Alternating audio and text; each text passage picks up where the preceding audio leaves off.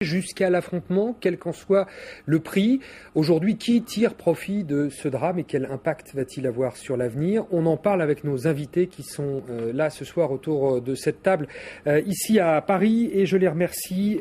Shmuel Ravel, bonsoir monsieur. Bonsoir. Vous êtes ministre plénipotentiaire auprès de l'ambassade d'Israël en France. On a évidemment beaucoup de questions à vous poser sur la manière dont les choses se sont passées de votre point de vue. Également avec nous Halima Boumediene-Thierry. Bonsoir madame. Bonsoir.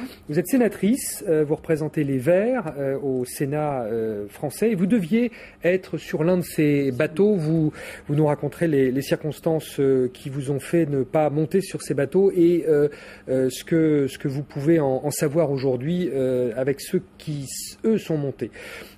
Également avec nous Ronnie Broman, bonsoir. Bonsoir. Vous êtes ancien président de Médecins sans frontières et également prof à Sciences Po, merci d'être là. Et puis Antoine Basbous qui est fondateur et directeur de l'Observatoire des pays arabes à Paris. On rejoindra aussi un petit peu plus tard Gallagher Fenwick qui est notre correspondant en Israël et qu'on a entendu il y a quelques minutes depuis Ashdod. On verra si d'ici là la situation évolue. Shmuel Ravel, je me tourne vers vous car évidemment on a beaucoup de questions à poser aux représentants d'Israël que vous êtes ce soir. Barack Obama dit il y a quelques minutes je veux connaître le plus vite possible les circonstances exactes de cet abordage sanglant. Il le demande au téléphone à Benjamin Netanyahou qui lui est retourné en Israël. Qu'est-ce que vous pouvez nous dire officiellement ce soir sur la manière dont l'abordage s'est passé et ce qui explique ce bilan qui n'est d'ailleurs toujours pas définitif? On oscille entre 10 et 20 morts. On regrette la fin tragique de cet événement. On est très attristé par le bilan, les vies qui ont été perdues dans cet événement.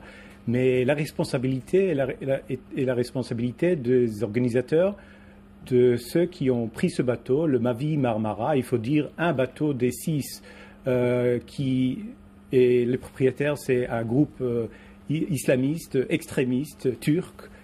IHH, qui cherchait la provocation, qui cherchait de provoquer la violence contre les soldats israéliens, qui a fait le résultat qu'on connaît. Le but du gouvernement israélien était de montrer un retenue maximale des forces armées pour amener les bateaux au port de Ashdod, pour acheminer les biens qui ne sont pas des biens, sont pas des armes, ne sont pas des biens qui vont mettre en danger la sécurité d'Israël, mais les biens humanitaires, les acheminer vers la bande de Gaza. On voit quelques-unes de ces images tournées pour partie par des gens qui étaient sur le bateau et pour d'autres par l'armée israélienne, images notamment d'hélicoptères avec des caméras infrarouges. Est-ce que vous pouvez dire ce soir que les gens qui étaient à bord de ces bateaux étaient armés? Oui, bien sûr, ils ont utilisé des armes à feu. Ils ont utilisé des armes à feu contre les soldats israéliens. Les ordres qui ont été donnés aux forces armées israéliennes étaient clairs, montrer une retenue maximale. Et d'ailleurs, ils ont essayé de continuer à se retenir, même pendant l'opération. Mais quand un des soldats était blessé grièvement, il y avait des armes à feu qui ont été tirées. Il y avait aussi des couteaux, il y avait des hachets, des haches, il y avait des barres métalliques. Il y avait une violence atroce. Et c'est ça qui explique aujourd'hui, selon vous, ce bilan? Quand les soldats israéliens avaient d'autres options, ils ont fait le nécessaire pour préserver leur propre vie, pour se défendre. Bon, alors, Halima Boumediene-Thierry, vous deviez être à bord de ce bateau. Est-ce que vous reconnaissez ce bateau à bord duquel vous deviez embarquer? Non, je ne connaissais pas le bateau, mais tous les bateaux partaient en même temps. Et alors, je ne peux pas laisser dire des choses comme ça, parce que pour moi, c'est absolument faux. Les personnes qui sont parties et les bateaux ont été d'ailleurs vérifiés à Chypre avant de partir. Et donc, on sait très bien. Ils ont été vérifiés même un peu partout avant de partir, y compris les différents ports. Par qui ont-ils été vérifiés? Ils ont été vérifiés par les services de douane. Ils ont été vérifiés par tous les services dans les ports avant de partir, tout simplement. Or, on sait très bien, et là, c'est des prétextes qu'on cherche. On sait très bien que les personnes partaient dans une démarche pacifique. Ils partaient dans l'aide humanitaire pour ramener des médicaments, des vivres, du matériel de construction. Parce que n'oublions pas quand même qu'on a transformé Gaza en un véritable ghetto.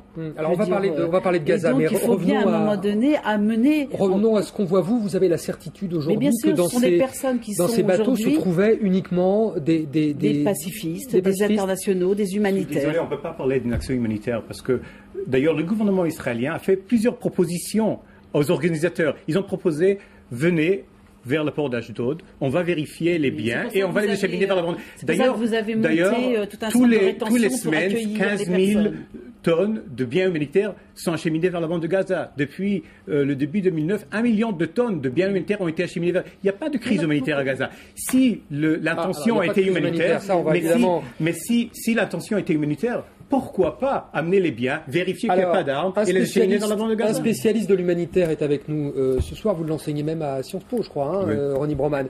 Votre sentiment sur ça, est-ce que des intégristes sont cachés dans ces bateaux humanitaires? Votre sentiment? Non, là vous me posez une question de service secret ou de police à laquelle je ne peux évidemment pas répondre. Je pense que tous les éléments vont permettre de faire la lumière là-dessus. Vous pensez que tous les éléments vont permettre de faire la lumière? Bien sûr, puisqu'ils sont tous entre les mains des Israéliens. Que je sache, les services secrets israéliens fonctionnent. Comme le disait Madame Boumedienne, les cargaisons ont été vérifiées. Donc le contenu de ces bateaux va être connu de tous très rapidement. Quant à la nature des participants, on va rapidement le voir. Moi, je dirais qu'il y a là-dedans des militants politiques et des activistes humanitaires. Je pense que sur les 600 à 700 personnes qui étaient engagées sur ces bateaux, on retrouvera les deux. Moi, je n'ai rien contre la solidarité politique. Je trouve qu'il n'est pas toujours sain de mélanger l'action humanitaire et la solidarité politique. Mais après tout, on l'a vu dans d'autres circonstances. Ça n'est pas la première fois que ça se passe là.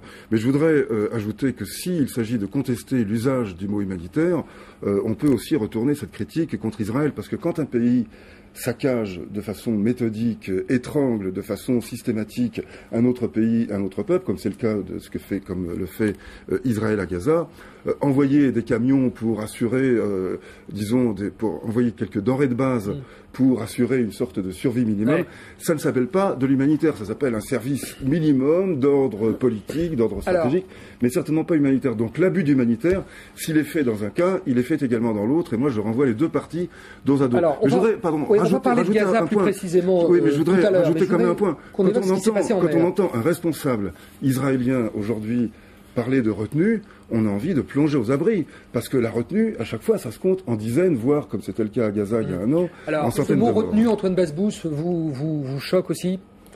Oui, Israël est le spécialiste de la disproportion.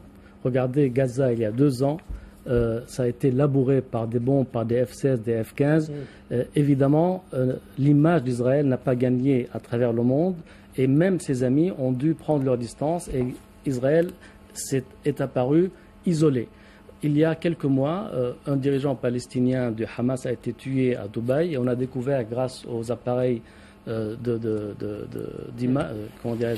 caméras qu'il y avait une quarantaine d'agents, tous ont été filmés avec son postiche, ainsi de suite, 2 nationalités européennes, des faux passeports. Là, c'était également de la disproportion, de l'excès.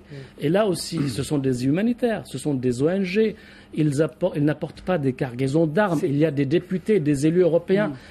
Il n'y avait pas un commando à bord, il n'y avait pas de commando à bord, il y avait des élus, il y avait des civils, il y avait des humanitaires, il y avait des ONG. Les élus qui étaient là-bas n'étaient certainement pas armés, je pense. Les élus qui étaient là-bas aux côtés des humanitaires, même si, comme on le dit, il y avait peut-être quelques politiques, même vous l'avez dit, avec des barres en ferraille ou je ne sais pas, des couteaux, c'est certainement pas ça qui allait faire face aux mitraillettes, je veux dire, qui... je vais parler du contexte. Ce sont des commandos d'élite qui ont débarqué quand même sur ces navires.